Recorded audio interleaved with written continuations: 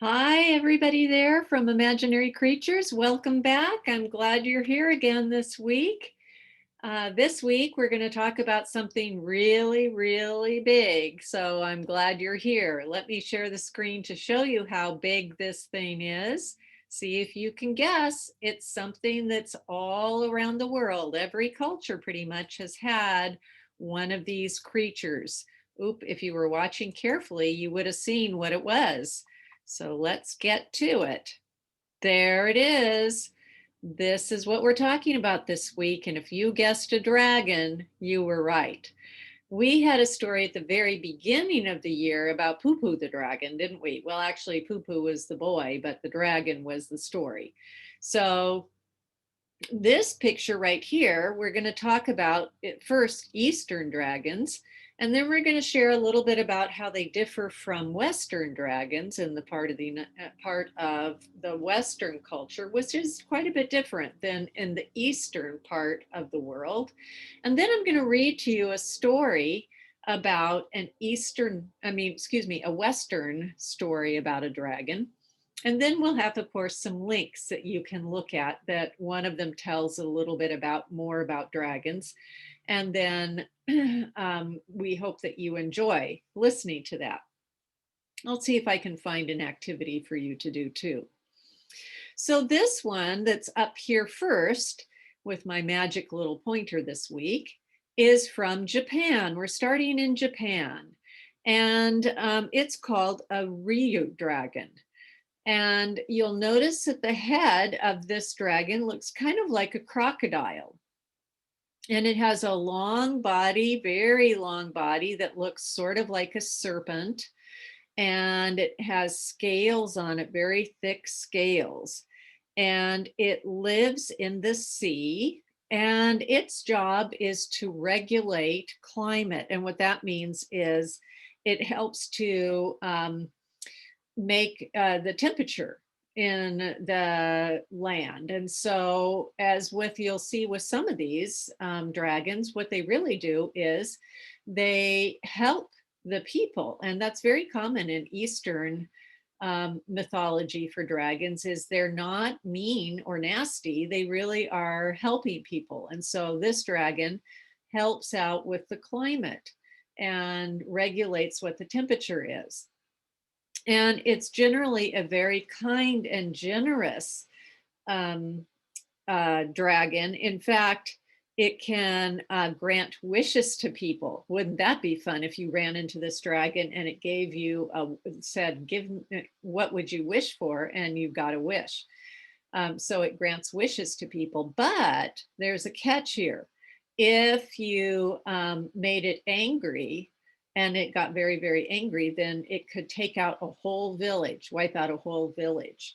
So you wouldn't want to get on the bad side of this dragon, would you? No, certainly not. Okay, let's take a look at what the next slide would be. Ooh, maybe some of you would recognize what this is, huh? What was this dragon? Well, this one is called Yamata no Orochi. And this is a really interesting, we look at that and say, well, I'm not sure it looks like a dragon, it looks more like a monster. But this fits in Japanese folklore as a dragon sort of creature. It has 8 heads and 8 tails on it, and it lives in the water, and it can be as tall as a mountain. Think of that. That is a pretty big, big dragon. And so as the legend goes, this one is not quite so nice as all the other ones. And it was eventually done in by this god, the god of thunder, Susanoo. So there he is, you can see in this beautiful old Japanese drawing. Here is Susanoo riding in to destroy Yamata no Orochi, the 8-headed, 8-tailed dragon of the sea. And if that creature looks a little familiar to you, it might be because you may have seen this creature used in another Japanese folklore, which is, guess what? This movie. I don't know if you're a Godzilla fan. I'm a Godzilla fan. And this was from the 1994 film with Godzilla, and Godzilla actually fights against Yamada no Orochi. So that's kind of a funny thing that the Japanese actually used this creature here in a Godzilla movie. So you might want to, if at some point you're ever interested in Godzilla fandom, you might recognize this and say, oh, well, we studied that in our imaginary creatures class. And there it is right there. And that one was a 1994 film. I cannot remember the title of it. I'm sorry. But if you look up Godzilla in the film, and then of course you could type in Yamada no Orochi and you would find it. Okay, the next one that, let's see if I skipped ahead too much. Let me go back and see if this is, yeah, I think I skipped ahead. Okay, the next one that we want to see then is, this one is going to Korea. And in Korea, interestingly enough, dragons can fly, even though they don't have wings. You see that that dragon doesn't have any wings, but they have the belief that their dragons can fly even without wings. So that's pretty special, isn't it? Also, their dragons have human feelings.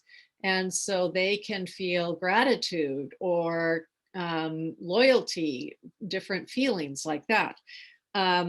They can summon rain, and they have these special orbs. You see an orb is this round ball, and you see orbs that are very prominent in their drawings and in their sculptures. Oh, he's holding one down here too, see? And those orbs are like magic, powerful, they have power in them, and they can cure disease, they can grant wisdom. So they have, it's like they're magical. So you see those sorts of things all the time that they're holding on to. I'll show you another picture here. This, come on, go ahead. This one, see, isn't that a beautiful sculpture? And there is that orb that this dragon is holding on to. That is a sculpture that's on the entrance to a temple in South Korea. And I thought that was just a beautiful looking, isn't that a pretty dragon? It's very colorful and very pretty. And you can see it's holding on to an orb also. So let's go on then to China. China has a long history going way, way, way back with dragons. And that's because dragons are one of the 4 spirit beings that help to create their world. And so they believed that because of that, the emperors are actually descendants from dragons. So this is a very, very important part of their culture. There are many, many different kinds of dragons, and they have many colors, and each one of them represents a different symbol, a different type of relationship. And so I have just put a few in there because it would take too long to describe and to give you all the information. But I would suggest that if you're interested in it, you can go to the internet and find lots of information about Chinese dragons. Chinese dragons in general, they symbolize good luck and prosperity. They help to control seasons and time and harvest. And so people really think very highly and positively about dragons in general. They have lots of carvings.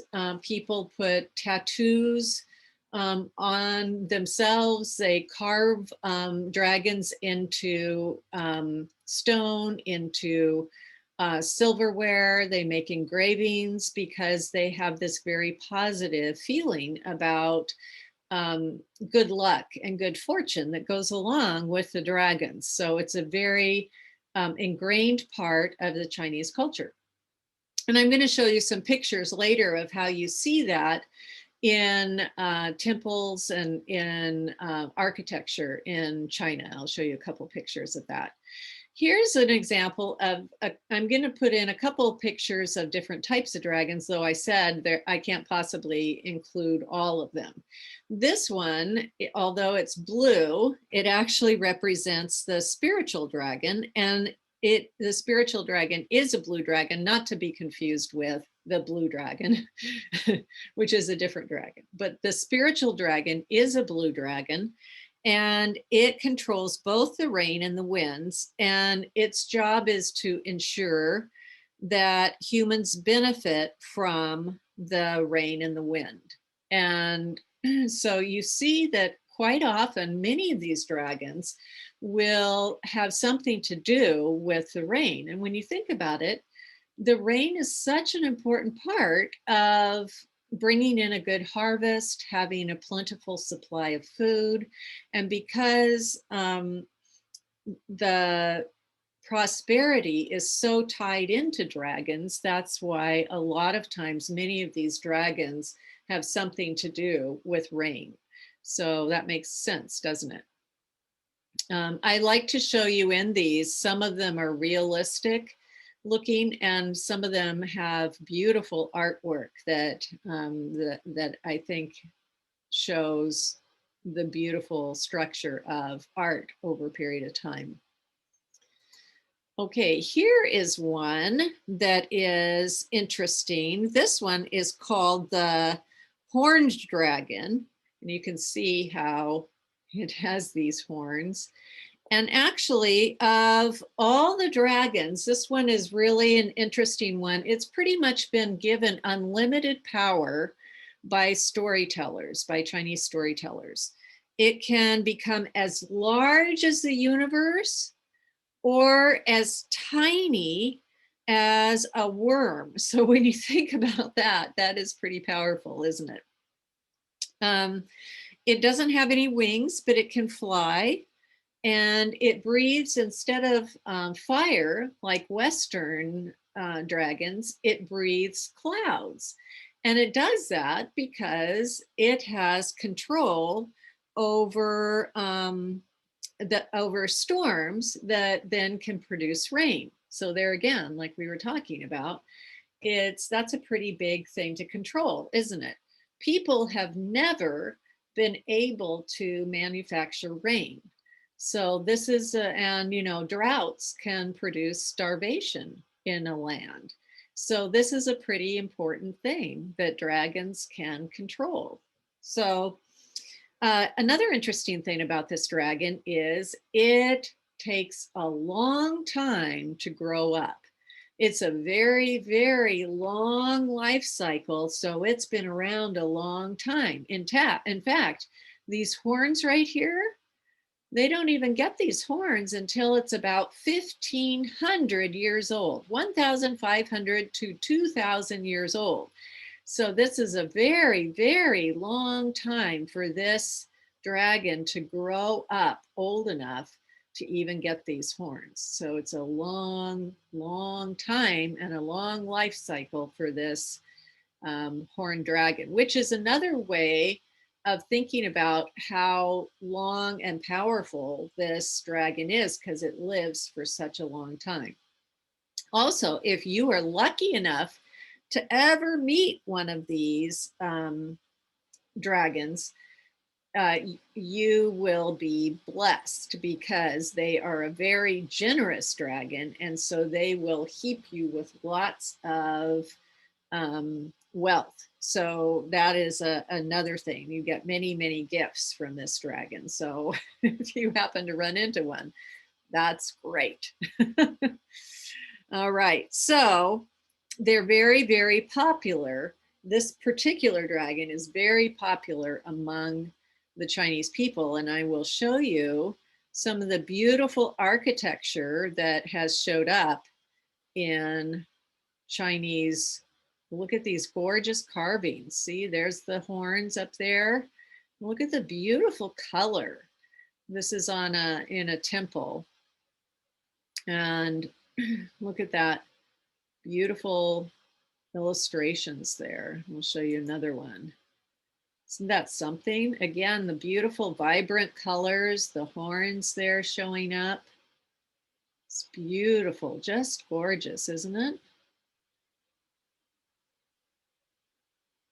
Very, very pretty. There's so much detail on this temple all over. Look at all of this. Beautiful, just beautiful. As you look at it, see the huge place of prominence and the size of how this horned dragon shows up in comparison to the size of the other objects here. So I thought you might like to see that. And again, you can go on the internet and look at all of these things. Just to recap that, the Chinese and the Eastern dragons, they are thought of in a very positive light. They're thought of as having a good luck. They provide good luck, prosperity, and fortune. They bring and control rain and crops, and they provide wisdom. And generally, they're thought of as being helpers of mankind.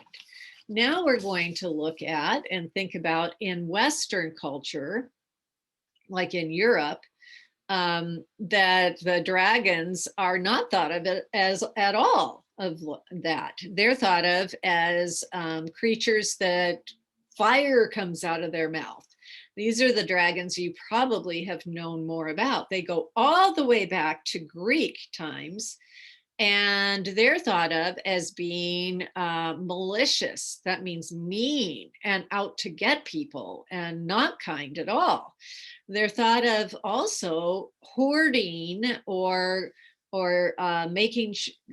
watching over treasures and making sure that they're guarding them and so other people can't get them.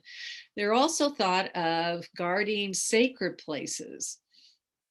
And they, when fairy tales started to be told, they started to be kind of the antagonists. That means the bad guys in the story, and the knights, who were the men in shining armor that came to protect the maiden in distress or the princess or the somebody, the girl who needed to be saved.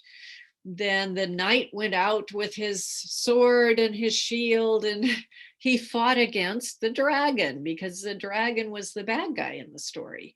So it's a totally different scenario than what we see in the Eastern culture of the dragons, isn't it? So I'm going to tell you now, I'm going to go back up north in the Western side of the world, and I'm going to tell you a story about a dragon and a curse and what happened and what he's guarding. So hang on, because I'll be back and we will listen to that story, and I'll show you a picture of this dragon. All right.